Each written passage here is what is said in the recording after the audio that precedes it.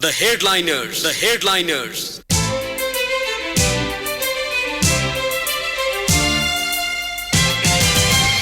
नमस्कार श्रोता, रेडियो कान्तिपुरको प्रभातकालीन नियमित कार्यक्रम द हेडलाइनर्समा यहाँलाई स्वागत छ। आजको कार्यक्रम लिएर म प्रकाश पाठक उपस्थित भएको छु। समसामयिक विषयमा छलफल गरिने यो कार्यक्रम साताको 6 दिन यसै समयमा प्रसारण हुँदै आएको छ। कार्यक्रममा आज हामी नेपाली कांग्रेसका प्रवक्ता विश्वप्रकाश शर्मासँग कुराकानी गर्दैछौँ। कार्यक्रम सुन्दै जाँदा आजका हाम्रा अतिथि कांग्रेस प्रवक्ता शर्मालाई कुनै जिज्ञासा वा प्रश्न राख्न मन लागे हाम्रो स्टुडियोको टेलिफोन नम्बर 0155410905 मा आफ्नो प्रश्न टिपाउन सक्नुहुन्छ।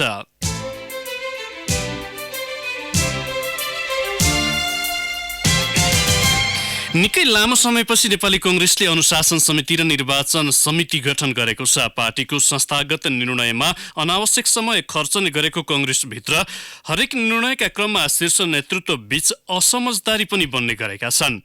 पार्टीका केन्द्रीय नेताहरू नै अनुशासन विपरीतका गतिविधिमा संलग्न भएको आरोप स्वयं पार्टीभित्रैबाट लागिरहँदा पछिल्लो प्रगतिले पार्टीका नेताहरूमा लगामसँगै पार्टीको भूमिकालाई प्रभावकारी बनाउने अपेक्षा पनि गरिएको छ।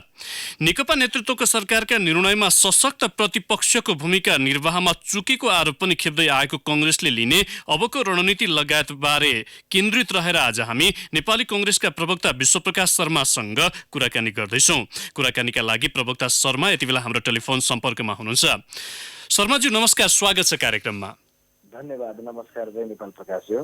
सुरुवातमा त होलीको शुभकामना तपाईलाई पनि। हवस्, यहाँलाई पनि धेरै धेरै शुभकामना होलीको। पार्टीको अनुशासन समिति गठनमै निकै समय खर्च गर्नु पर्यो। तपाईहरू शीर्ष नेताहरू पुरानै परिपाटी अनुसार हिँडिरहनु भएको महसुस अहिले पनि भएको हो कांग्रेसमा? अब यसलाई कसरी बुझाउँ भने असार साउनको महिनामा नै हामीले अनुशासन समिति गठनको विषय प्रवेश गरेका हौँ। अब नेपाली कांग्रेस केन्द्रीय कार्य समिति अथवा कुनै पनि राजनीतिक दलभित्र निर्णय गर्ने प्रक्रिया सर्वसम्मतिको पहिलो प्राथमिकता, सर्वसम्मति भएन भने बहुमतीय प्रक्रियाबाट निर्णय हुन्छ। नेपाली कांग्रेस केन्द्रीय कार्य समितिमा पनि कतिपय महत्त्वपूर्ण विषयहरूमा हामीले बहुमतीय प्रक्रियाबाट पनि निर्णय गरेका छौँ। तर यदि अनुशासन समितिको गठन गर्दै गर्दा नै पनि बहुमतीय प्रक्रियाबाट निर्णय भयो भने त त्यो त एउटा न्यायिक थलो पनि हो। त्यो राम्रो हुन्न भनेर असारदेखि 7 महिना 8 महिनासम्मको प्रतीक्षापछि सहमति जुटाउने कर्म भयो। त्यसैले ढिलो भयो होला, तर भयो के भन्ने कुरामा जाँदै गर्दा बडा सहमतिपूर्वक हार्दिक वातावरणमा होलीको पूर्व सन्ध्यामा अनुशासन समिति सँगसँगै तपाईको नेपाली कांग्रेस पार्टीको केन्द्रीय निर्वाचन समिति र पार्टीको नियावली निर्माण गर्ने समिति पनि तीनवटै समिति बडा सुखद सन्देशका साथ होलीको पूर्व सन्ध्यामा चाहिँ पार्टीले एकताबद्ध ढङ्गले निर्माण गरेको छ।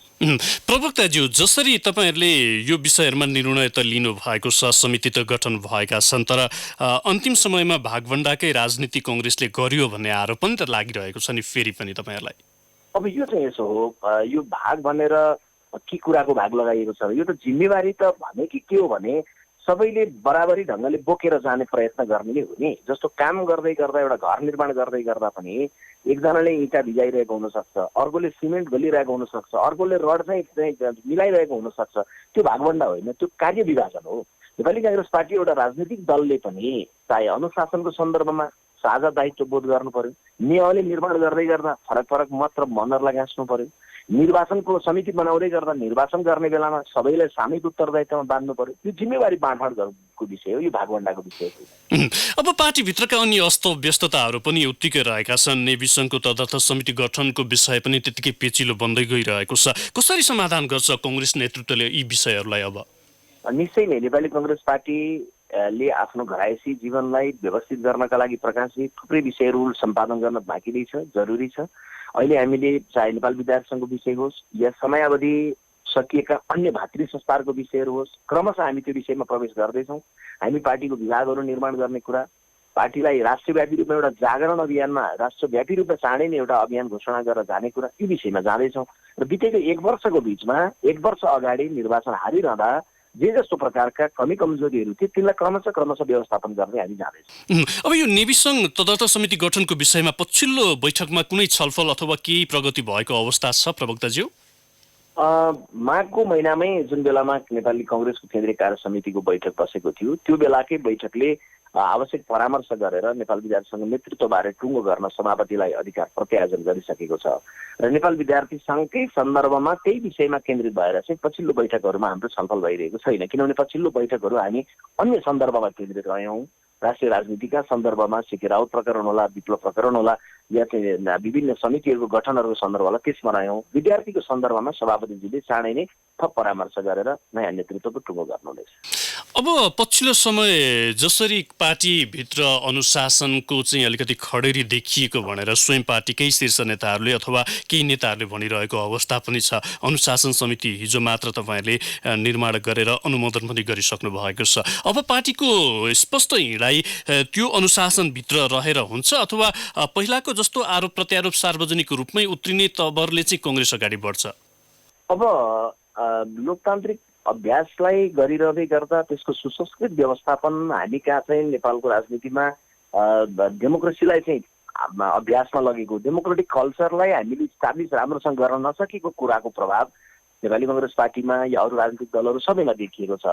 खास गरी चाहिँ विमतिहरू दलहरूभित्र आउँदा पनि विमतिलाई केन्द्रीय समितिभित्र सम्बन्धित समितिभित्र घनीभूत रूपमा प्रस्तुत गर्ने र बाहिर गएर एक ढिका भएर चाहिँ उत्साह बढाएर जाने भन्ने कुराको व्यवस्थापन गर्न हामी पनि छुटिरहेका छौँ। त्यस हिसाबले फरक फरक विचारहरू बाहिर आएका छन्, तर यी सबै फरक विचार आउने बित्तिकै अनुशासनको दायरामा त्यसलाई लिइनेछ, त्यो पुरै कारबाहीको विषय बन्नेछ भन्ने बिल्कुलै होइन। तर कम्तीमा के हो भने जुन अभिव्यक्तिले या जुन प्रकारको व्यवहारले चाहिँ पार्टीको जीवनलाई नै गम्भीर असर गर्छ त्यस्तो कुरोमा चाहिँ हामीले चाहिँ व्यवस्थापन गर्ने सन्दर्भमा अनुशासन समितिले आवश्यक सचेत गराउने, आवश्यक समन्वय गर्ने र कतिपय सन्दर्भमा अनुशासनको गम्भीर उल्लङ्घन गरेको, निर्वाचनले असर गरेको यो प्रकारका घटनाहरूको सन्दर्भमा स्पष्टीकरण लिने, कसैलाई सचेत गराउने, कसैलाई निलम्बन गर्ने र कतिपयलाई आवश्यकता अनुसार साधारण सदस्य निष्कासन निश्चित समयलाई गर्ने र कतिपयलाई चाहिँ 5 वर्षभन्दा लामो समय पनि निष्कासन गर्न सक्ने गरी यसले कार्यविधि बनाएर कार्य गरेर अगाडि हामी जान्छौँ।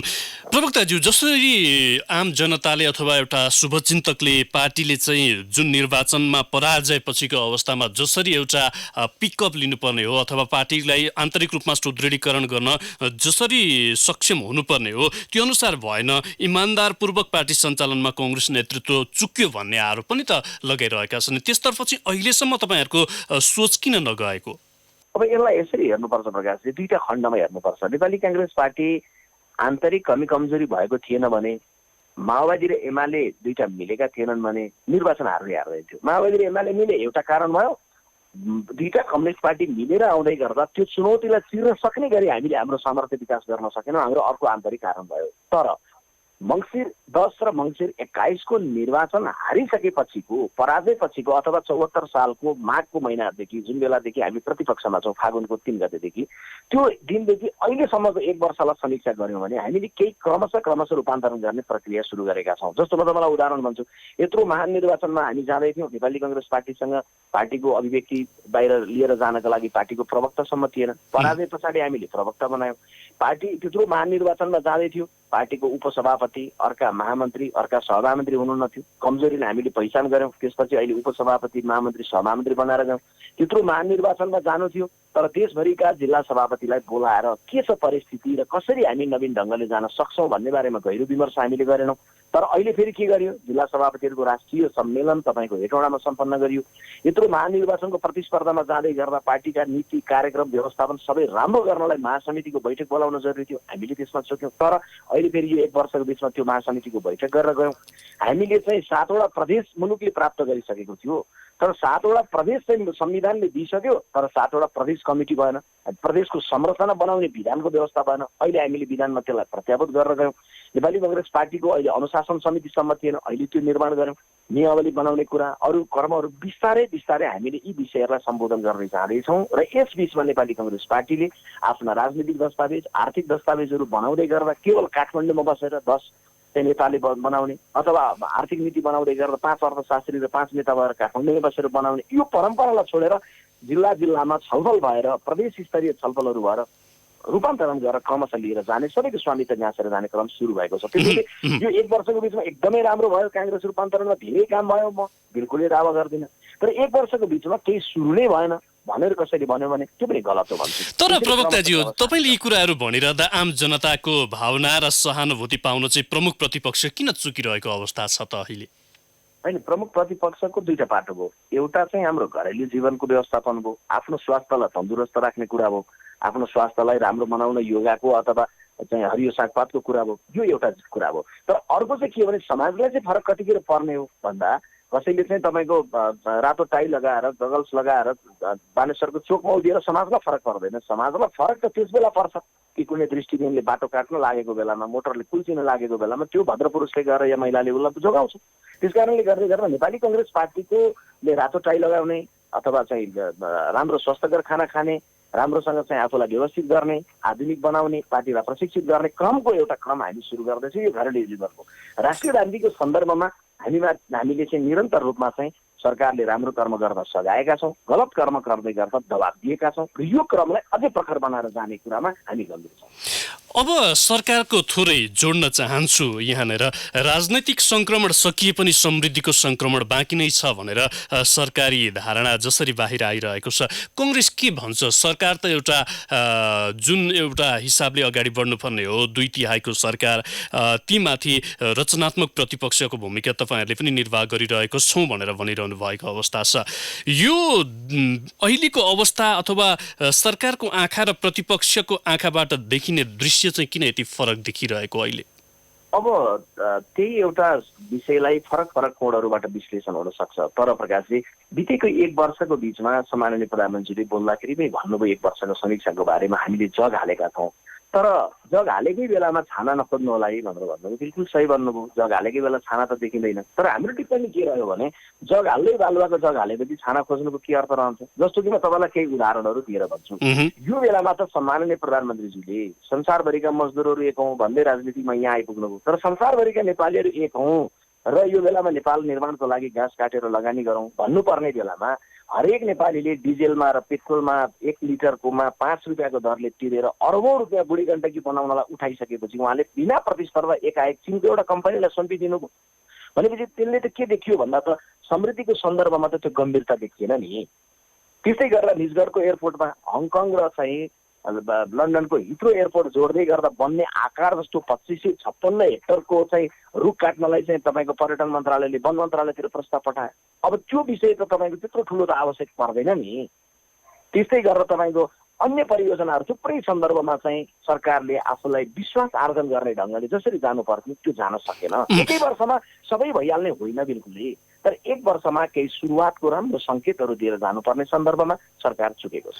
भनेपछि प्रधानमन्त्री रोजगार कार्यक्रम, सामाजिक सुरक्षा, पारवाहनका क्षेत्रमा भएका पछिल्ला प्रगतिहरूको विषयमा कङ्ग्रेसले सामान्य रूपले सोचिरहेको अवस्था भन्न खोज्नु भएको हो तपाईँले? होइन, बिल्कुलै होइन। प्रधानमन्त्री रोजगार कार्यक्रमलाई हामीले प्रशंसै गरेका छौँ। तर प्रधानमन्त्री रोजगार कार्यक्रम भनेर भन्दै गरेर छुट्याइएको बजेट शीतल मिठाई बराबरको छैन। यस बिचमा यो 1 वर्षको बिचमा त्यो कार्यक्रम आएको पनि 7 महिना 8 महिना भइसक्यो बजेट मार्फत आउँदै गर्दा, नीति तथा कार्यक्रम मार्फत आउँदै गर्दा त्यसले लिनुपर्ने संरचनागत विकासको प्रक्रियामा छैन।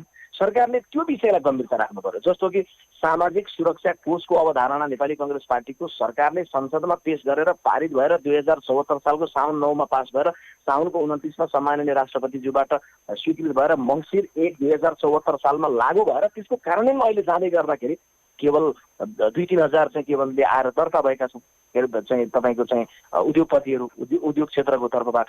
त त्यसलाई व्यवस्थापकीय कुशलता राखेर चाहिँ सामाजिक सुरक्षा कोषको कार्यान्वयन गरेर जानुपर्ने सन्दर्भमा जति गम्भीरता र शासकीय योग्यता सरकारले राख्नुपर्थ्यो त्यो राखेन। तर सरकारले मङ्सिर 11 गतेबाट तामझामका साथ प्रचार गर्ने, प्रधानमन्त्रीजीको तस्बिर टुलटुलमा राखेर प्रचार गर्ने कुरामा गयो। त्यसैले जरुरी के हो भन्दा कुनै कार्यक्रम लिएर आउँदै गर्दा कार्यक्रमको बारेमा गहिरो विमर्श गरेर त्यसलाई कार्यान्वयन गर्ने शासकीय कुशल योग्यता जरुरी हो नि त। त्यस्तो कुराको सन्दर्भमा चाहिँ सरकार चुकिरहेको छ। प्रवक्ता दाजु, यहाँनिर के पनि तपाईँहरूलाई आरोप लागिरहेको छ भने नेपाली कङ्ग्रेसले चाहिँ घटनालाई आधार मानेर सरकारको मूल्याङ्कन गरिरहेको छ, यो चाहिँ केही उसको पनि केही मूर्खता हो यहाँनिर चाहिँ भनेर विश्लेषण गर्ने एक थरी पनि त देखिन्छ नि। किनभने सरकारले के हदसम्म त काम गरिरहेको छ, हामीले त्यो अनुभूत गरिरहेका छौँ भन्नेहरूको पनि त जमात छ नि यहाँ। किन सरकारले बिल्कुलै कामै गरेको छैन, कामै गर्न चाहेको छैन त्यो भनाइ होइन। तर काम गरिरहँदै गर्दा के काम अहिलेको प्रधान हो, के कुरा प्राथमिकता हो, के कुरा अहिलेको चाहिँ 6 महिना वर्ष दिनमा गर्न सकिने हो, के काम 20 वर्षपछि हुन सक्ने हो, यस्तो कुराको सन्दर्भमा प्राथमिकता निर्धारण गराउन सरकार सक्यो। जस्तो म तपाईँलाई उदाहरणलाई भन्छु, गाउँमा पानीको धारा विस्तार गरेर जाने, पानीको धारा नपुगिरहेको ठाउँमा पानीको धाराको मानिसको प्रतीक्षा होला नि। सरकारले के गर्यो भन्दाखेरि भने पानी जहाजको कार्यालय उद्घाटन गर्यो, ठिक छ, पानी जहाजको कार्यालय उद्घाटन गर्दा पनि हामीले आपत्ति विमति कुनै प्रकट त गरेर बोलेका छैनौँ, विज्ञप्ति त दिएका छैनौँ। तर पानी जहाजको कार्यालय जहाँ उद्घाटन भयो भोलिपल्ट जाँदै गर्दा त्यो उद्घाटनको बोर्ड पनि मिल्ट्याएर राखिएको छ, पानी जहाजको कार्यालयमा ताला लगाइएको छ, कर्मचारीहरू कोही छैनन्। र त्यो पानी जहाज पनि कहाँ आउने हो भन्ने कुरा, यस्तो खालको विषय जुन चाहिँ हेर्दै गर्दा सामाजिक सञ्जाल चलाउँदै गरेको एउटा युवा साथीले ओहो पानी जहाजको कुरो भन्दै गरेर खुसियाली व्यक्त गर्ला। तर पानीको धाराको सन्दर्भमा गम्भीरता सरकारले राख्नुपर्ने भनेर राखेन भनेर प्रतिपक्षले औँला उठायो भने त्यो त गलत गरेन नि। रेलकै सन्दर्भमा पनि मैले तपाईँलाई भन्दा रेल हावादारी सपना बिल्कुलै होइन, तर रेलको सपना पुरा गर्नलाई सपनाको शिरमा रातो रिबिन बाँधेर रेल आउँदैन। सपनाले सङ्कल्प खोज्छ, सङ्कल्पले सर्वे खोज्छ, सर्वेले डिपिआर माग्छ, डिपिआर भइसकेपछि लगानी माग्छ, लगानीले वातावरण माग्छ। त्यो गर्ने कर्तव्य राज्यको हो नि। त्यो विषयको सन्दर्भमा गम्भीरतापूर्वक अगाडि बढ्ने यो 1 वर्षमा आउने कुरो होइन। तर सम्माननीय प्रधानमन्त्रीजीले आरामले भनिदिनुहुन्छ अब फैलानो महिनाको 16 गतेदेखि पानी जहाज चढेर कलकत्ता जान चाहनेहरू आउनु होला, अथवा चाहिँ रेल त्यसबेला विरोध गर्नेहरूलाई म सित्तैमा चढाउँला। अब यो मनोरञ्जन दिएर मात्रै हुँदैन। सम्माननीय प्रधानमन्त्रीजीलाई नेपाली मतदाताले विश्वास गर्नुभएको छ। राजनीतिक दलका रूपमा कम्युनिस्ट पार्टीलाई विश्वास गरेका हुन् मतदाताले, राजनीतिक नेतृत्वका रूपमा कमरेड केपी ओलीजीलाई विश्वास र भरोसा गरेका हुन्। 2/3 छ। प्रतिपक्षले शालीन ढङ्गले सहयोग गरिरहेको छ, विरोध पनि सामान्य ढङ्गले मात्रै गरिरहेको छ। 7वटा प्रदेश सरकार आफ्नै छन्। यो बेलामा 2टै बहुमत भएको सरकारले नवीन ढङ्गले तर शालीन ढङ्गले, सबल ढङ्गले तर समन्वय गर्ने र सहकार्य सँगसँगै गरेर जाने ढङ्गले कर्म गरेर देशको समृद्धिका लागि योगदान गर्नुपर्छ। हाम्रो निरन्तर शुभकामना। प्रवक्ताज्यू, यहाँलाई केही बेर कार्यक्रममा रोक्नुपर्ने बेला भएको छ। हामी ब्रेकमा जान्छौँ। ब्रेकपछि श्रोताका पनि प्रश्न लिएर थप छलफल गर्नेछौँ। कृपया टेलिफोन सम्पर्कमै बसिदिन यहाँलाई आग्रह गर्दछु। अहिलेलाई भने ब्रेकको पालो।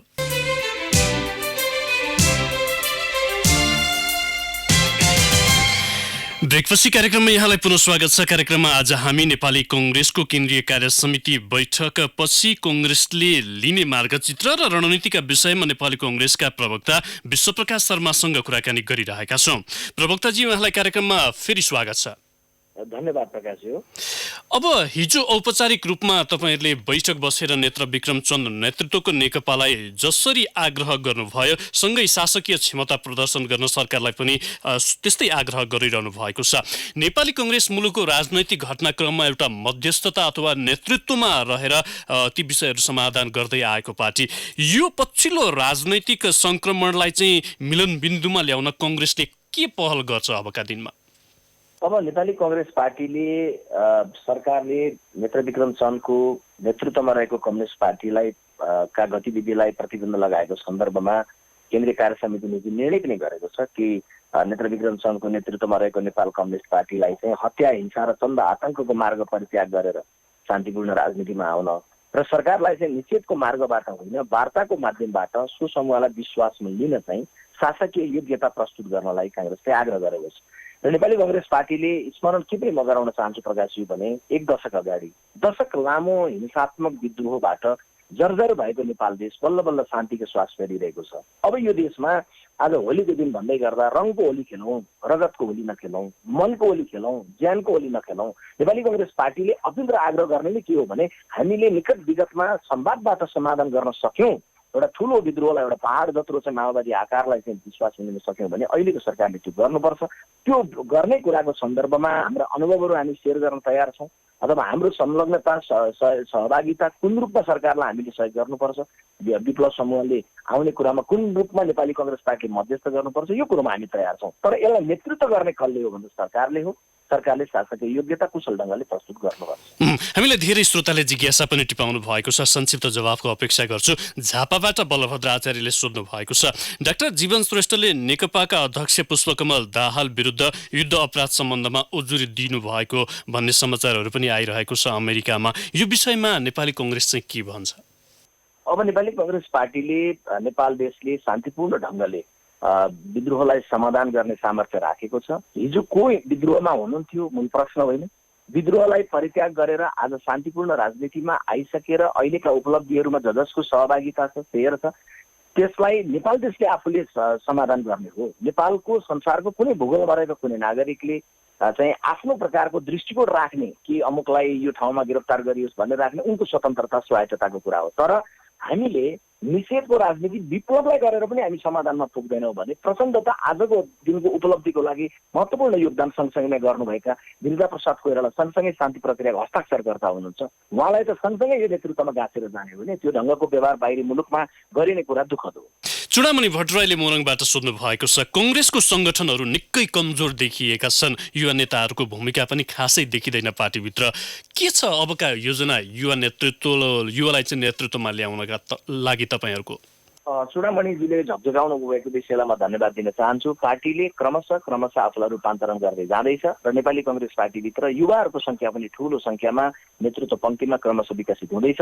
तर नेपाली कङ्ग्रेस पार्टीमा युवाहरू आउनुपर्छ, सँगसँगै त्यसको अर्थ पाकाहरूलाई पनि सँगसँगै गाँसेर युवा पाका अभिनयसी सबैलाई गाँसेर नेपाली कङ्ग्रेस पार्टीलाई एउटा सुदृढ दल बनाएर जाने क्रममा हामी छौँ। चुडामणिजी विश्वनाथ आप्पागाईले मलेसियाबाट सोध्नु भएको छ, चन्द समूहमाथि सरकारले प्रतिबन्ध लगायो, यसमा कङ्ग्रेस सभापति देउवाले सुरुवातमा स्वागत योग्य भन्नुभयो, फेरि कङ्ग्रेसले यसमा विरोध जनायो। कङ्ग्रेसले पनि आफूभित्रै यो निर्णय के गर्ने भनेर चाहिँ रुमलिरहेको अवस्था हो। यस्ता विषयहरूमा योभन्दा अगाडि पनि यस्ता घटनाहरू त भएका थिए भनेर उहाँको आशय। अब विश्वनाथज्यू मलेसियाबाट हुनुहुन्छ, मैले तपाईँ जस्तै हजारौँ युवाहरू नेपालमा नेपालमा चाहिँ समाधान हुन नसक्दै गर्दा बाहिर जानु परेको अवस्था छ। यसको अन्त्य गर्ने अन्तिम विधि भनेकै शान्तिपूर्ण संवाद नै हो। तपाईँले भनेको बिल्कुल सही हो कि नेपाली काङ्ग्रेस पार्टीभित्र अथवा सत्तारूढ पार्टीभित्रै पनि कतिपय राष्ट्रिय संवेदनशील विषयहरूमा फरक फरक धारणाहरू आउने सुरुवातमा आउने अनौठो कुरो होइन। तर नेपाली काङ्ग्रेस पार्टीको एक मतको साझा धारणा अहिले के छ भने नेपाली काङ्ग्रेस पार्टी संवादको माध्यमबाट विप्लवलाई विश्वासमा लिनुपर्छ र विप्लवले पनि हत्या हिंसा र चन्दा आतंक छोडेर शान्ति प्रक्रियामा आउनुपर्छ। सुनसरीबाट श्याम खतिवडाले सोध्नु भएको छ, नेताहरूको रवैयाले कङ्ग्रेसभित्र देखिएको विचलन अन्त्यका लागि अबको अनुशासन समितिले के गर्छ? कारबाही गर्न सक्षम हुन्छ कि हुँदैन यो समिति, अथवा पार्टीभित्रका नेताहरूलाई ट्र्याकमा ल्याउन यो समिति सक्षम होला? अब नेपाली कङ्ग्रेस पार्टीको अनुशासन समिति बल्ल गठन भएको छ र यो अनुशासन समितिले निर्वाचनमा भएका कमी कमजोरी जहाँ जसले अनुशासन तोड्नुभयो त्यसबारेमा पनि छानबिन गर्ने, चाहिँ लिखित मौखिक रूपमा चाहिँ बयान लिने, प्रमाणहरू खोजी गर्ने कर्म गर्छ। र त्यो अलावा नेपाली कङ्ग्रेस पार्टीमा निर्वाचनको बेलामा मात्रै होइन अरू बेलामा पनि व्यक्तिगत विभिन्न ढङ्गले अनुशासन उल्लङ्घन भएका जे विषय छन् तिनलाई छलफलको छानबिनको दायरामा ल्याउँछ र उचित प्रमाणको आधारमा आवश्यकता अनुसार कारबाही गर्छ। श्यामजी हवस् त प्रवक्ता शर्माज्यू, यहाँको अमूल्य समय र विचारका लागि यहाँलाई धन्यवाद छ। हवस् प्रकाशजी, यहाँ सँगसँगै सबै आदरणीय श्रोताहरूलाई पनि होलीको हार्दिक शुभकामना। धन्यवाद। जय नेपाल। हवस् त श्रोता, आजलाई कार्यक्रमको निर्धारित समय पनि सकिएको छ। समय अभावले गर्दा चन्द्र राईले सिराहाबाट, त्यसै गरी मुकुन्द प्रसाद अधिकारीले गोठाटारबाट सोध्नु भएको प्रश्न हामीले राख्न सकेनौँ। आज हामीले नेपाली कङ्ग्रेसका प्रवक्ता विश्वप्रकाश शर्मासँग पार्टीको अबको रणनीति, पार्टीको केन्द्रीय कार्यसमिति बैठकले हिजो गरेका निर्णय लगायत समसामयिक राजनैतिक विषयमा केन्द्रित रहेर छलफल गर्यौँ। कार्यक्रममा प्रश्न टिपाउने र सुनेर साथ दिने तपाईँ सम्पूर्ण श्रोतालाई धेरै धेरै धन्यवाद। फरक प्रसङ्ग र अतिथिका साथ भोलि फेरि आउनेछौँ। आजको कार्यक्रमबाट न्युज डेस्कका सबै सहकर्मीसँगै प्राविधिक मित्रहरू लक्ष्मी प्रसाद पोखरेल र नवराज भण्डारीसँगै म प्रकाश पाठक पनि बिदा हुन्छु। नमस्कार। सूचना र मनोरञ्जनको संवाहक रेडियो राष्ट्रको रेडियो कान्तिपुर।